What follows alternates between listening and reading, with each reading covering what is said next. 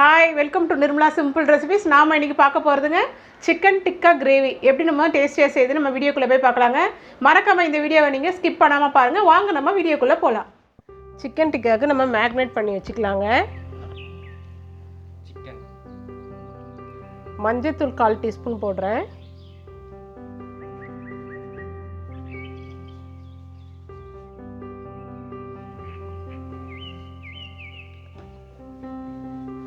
Chilli powder 1/2 teaspoon போடுறேங்க.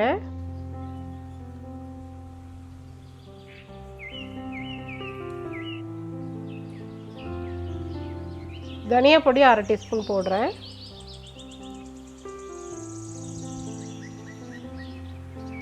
Pepper ஒரு 1/4 teaspoon போடுறேங்க.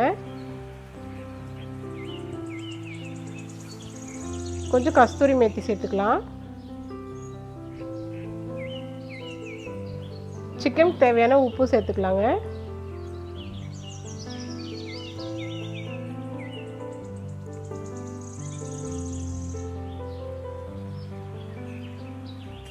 இஞ்சி பூண்டு பேஸ்ட்டு நான் 1/2 டீஸ்பூன் போடுறேன். இப்போ நம்ம தயிர் சேர்த்து நம்ம மேரினேட் பண்ணி வச்சுக்கலாங்க.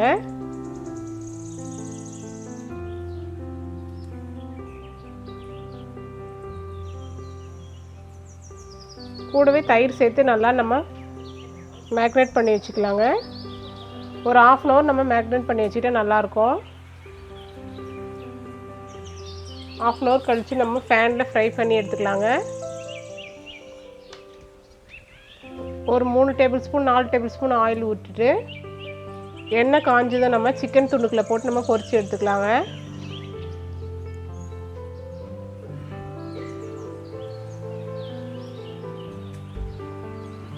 சிக்கன் துண்டுகளை நம்ம இந்த மாதிரி திருப்பி விட்டுட்டோம்னா நல்லா எல்லா பக்கமும் ஃப்ரை ஆகி வந்துடும். நம்ம ரொம்ப டீப் ஃப்ரை பண்ண வேண்டாங்க. சிக்கன் நல்லா வெந்ததும் அதுக்கப்புறம் நம்ம எடுத்து ஒரு பிளேட்டில் மாற்றிக்கலாங்க. சிக்கன் நல்லா வெந்துட்டுருக்கு.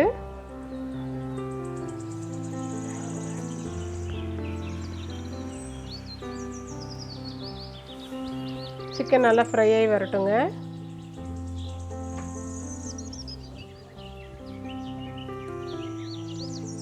இப்போ நம்ம எடுத்து வச்சுட்டு அடுத்து நெக்ஸ்ட்டு ஒரு கடாய் வச்சு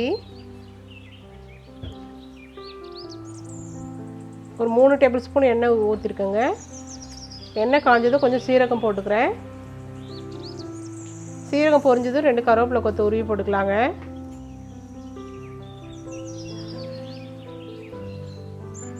பொடியாக கட் பண்ணி வச்சுருக்கேன் வெங்காயத்தை நம்ம சேர்த்துக்கலாங்க. நான் ஒரு 3 வெங்காயம் வந்து கட் பண்ணி வச்சுருக்கேன். அப்போ தான் நமக்கு நல்லா கிரேவி கிடைக்கும். அதனால் நான் வந்து ஒரு பெரிய சைஸ் வெங்காயம் 3 வெங்காயம் கட் பண்ணி வச்சுருக்கேங்க.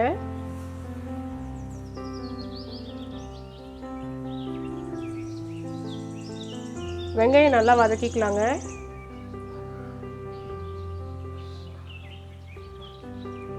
இந்த கிரேவிக்கான நான் சால்ட்டு மட்டும் இப்போ போடுறேன்.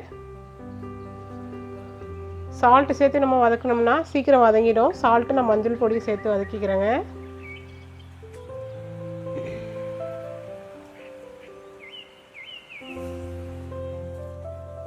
ஆனியன் நல்லா ஃப்ரை ஆகட்டும். இந்த ஸ்டேஜில் நம்ம இஞ்சி பூண்டு பேஸ்ட்டு சேர்த்துக்கலாங்க. ஒரு 1/2 டீஸ்பூன் அளவு நான் இஞ்சி பூண்டு பேஸ்ட்டு சேர்த்து வதக்கிக்கிறேன்.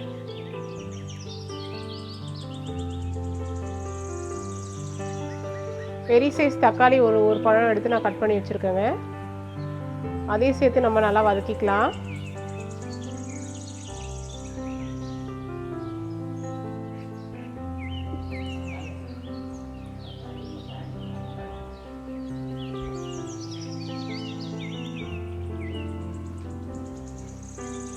நல்லா இந்த மாதிரி நம்ம மூடி வச்சு தக்காளி வதக்கும் போது நல்லா குழஞ்சி வந்துடுங்க.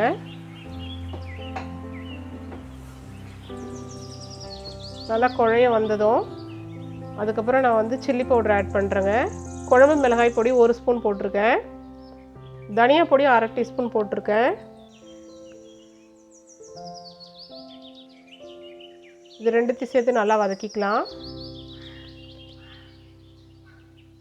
கொஞ்சம் கரம் மசாலா 1/2 டீஸ்பூன் போடுறேங்க.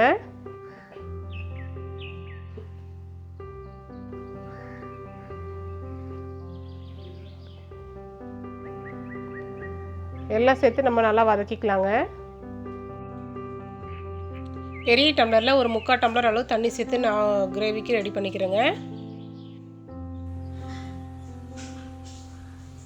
கிரேவி நல்லா கொதிக்கட்டும். நல்லா அந்த பச்சை வாசனை போகிற வரைக்கும் நல்லா கொதிக்கட்டுங்க கிரேவி.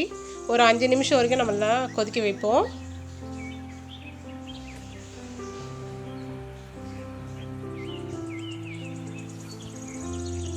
கிரேவி நல்லா கொதிச்சு இந்த மாதிரி எண்ணெய் மேலே வந்ததுக்கப்புறம் ஃப்ரெஷ் க்ரீம் ஆட் பண்ணிக்கலாங்க. ஃப்ரெஷ் க்ரீம் வந்து ஒரு 4 டீஸ்பூன் அளவு நான் சேர்த்துக்கிறேன்.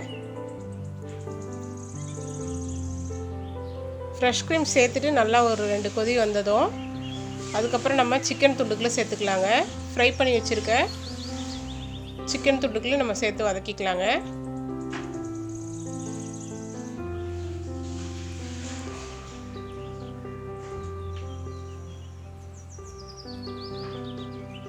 இப்போ நம்ம சால்ட்டு பார்த்துட்டு வேணும்னா சால்ட்டு சேர்த்துக்கலாங்க.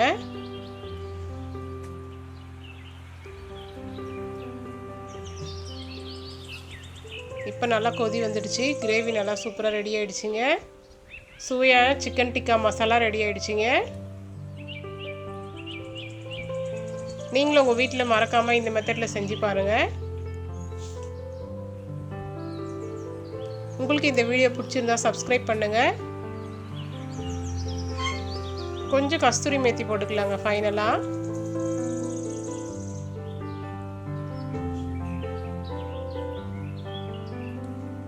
கொஞ்சம் கஸ்தூரி மேத்தி போட்டு ஆஃப் பண்ணிடலாங்க ஸ்டவ்வு.